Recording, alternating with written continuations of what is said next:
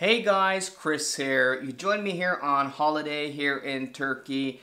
And in today's video, we're going to also do something very different since I don't have my XC90, I don't have a Volvo press car, I don't have any car in particular. I would like to show you guys, or you guys would like to see, there hasn't been, a lot of requests for the Fiat Agea or the Fiat Tipo rental car I have, so that's why I'm going to dive into something a bit more interesting, something that hit the news last week, which is that Volvo have trademarked two interesting things.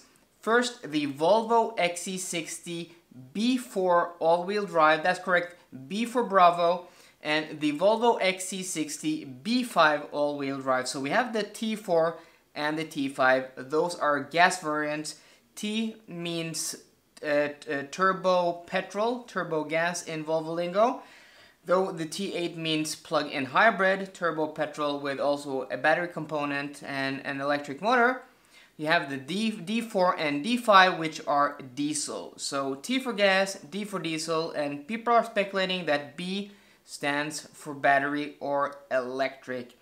And this is very interesting because Volvo earlier this year announced that there will be a new Volvo XC90 on the SPA2 platform in 2021 or later, which will have an all-electric version. But this means that we might get an all-electric version of the Volvo XC60 on the SPA1 platform. And why that is interesting is that the car that wears the SPA1 platform and has a larger, electric range than a T8 XC90, a T8 XC60, or a T8 S90 V90 is the Polestar 1. That's a heavily modified SPA platform with carbon reinforcements here and there, but still, it's still based on the SPA1 platform, and that car gets a theoretical range of 150 kilometers, about 90 miles, and that's about triple or quadruple, depending on, which consumption, what EPA standards or the European or the EU consumption cycle, which, numbers you consider there is about 3 to 4 times the range of an XC90 T8 and XC60 T8. So you could go ahead and say they haven't gone out with any official numbers, that car, the Polestar 1, might have, a 3 or 4 times bigger battery pack than the XC90 T8 or XC60 T8, which has a 10.4 kilowatt hour battery pack. So 3 times that would be 31.2 kilowatt hours, or 4 times that would be 41.6 kilowatt hours, almost 42 kilowatt hours. And that is without, considering that they could utilize the space where the gas engine is, the space where the gas tank is, the fuel tank, also for batteries, because the Polestar 1 is basically, an upped-up version of the T8 with, dual electric motors on the rear axle. It also has a gas tank and also has, the T6 drivetrain, the 2-liter 4-cylinder with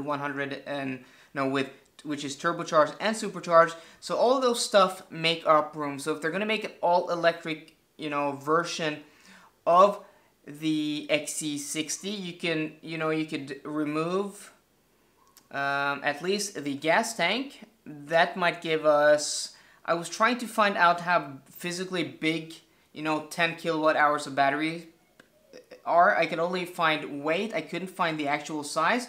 But looking at something like the chart of the T8 drivetrain, you could maybe say it's 10 kilowatt hours is 100 liters. So let's say that replaces a 70-liter gas tank, which will be in the XC60 T8 2019 model year. So that adds 7 more to the Polestar 1's 30 or 40 kilowatt hour battery pack. So let's round that up to 40 or 50, and then you have where the gas engine is, add another 10 there, then you're suddenly up to 50 or 60. So if you say 50, that's 5 times the range, that's 250 kilometers. 200 kilometers, depending on what numbers you calculate with, or a 60 kilowatt hour battery that would give it, you know, 250, 300 kilometers of range. But people are speculating even more. But those people are mentioning the Polestar 2 or Polestar 3, which will be all electric. We won't know if those will be on any of these platforms. Volvo haven't announced that yet. Or if they have, you know, please correct me, but I don't think they have.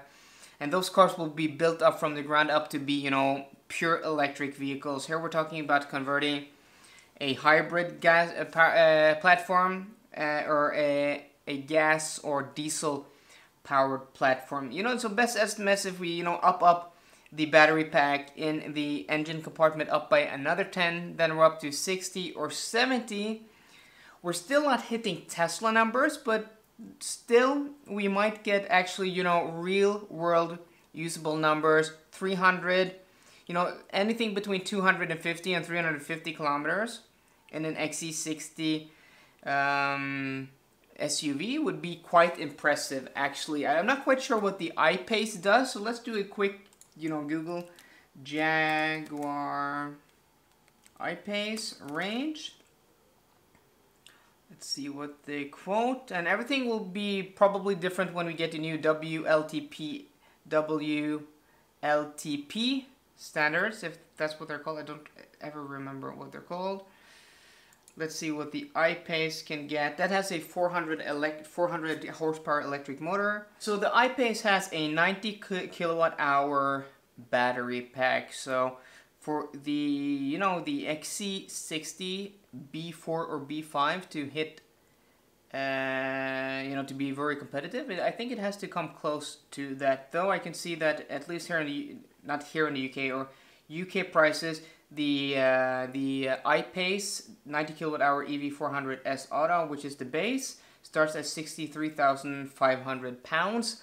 I think a B5 has to be, you know, priced a lot less than that, probably 10 to 20,000 pounds less. I think will be realistic. But it also, we can hop into the, you know, the naming structure here.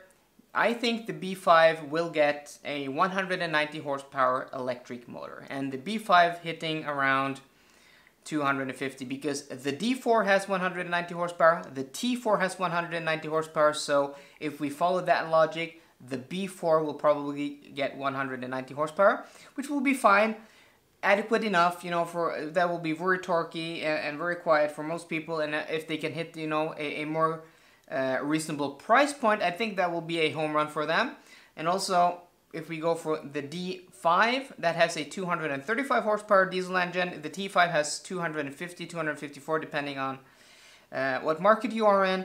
So saying that the B5 will have around that horsepower numbers will be, yeah, it is reasonable to assume. And that also would be, you know, a price bump above the B4. I don't think it will have much more power than that. The T8 will still, you know, be the performance variant, the performance version of the Volvo model. So I think that's very interesting. I think they're doing it right for going for that, you know, that mid-range price point, if that's what they're going for with the B4 and the B5, considering the nameplates. I think they could have something very interesting here, and also if they could get 300 kilometers plus of range, that would be usable for a lot of people. So what do you guys think? Are you excited about the XC60 B5 and B4? I'm quite excited, though I'm not planning on, you know, switching any of my cars yet.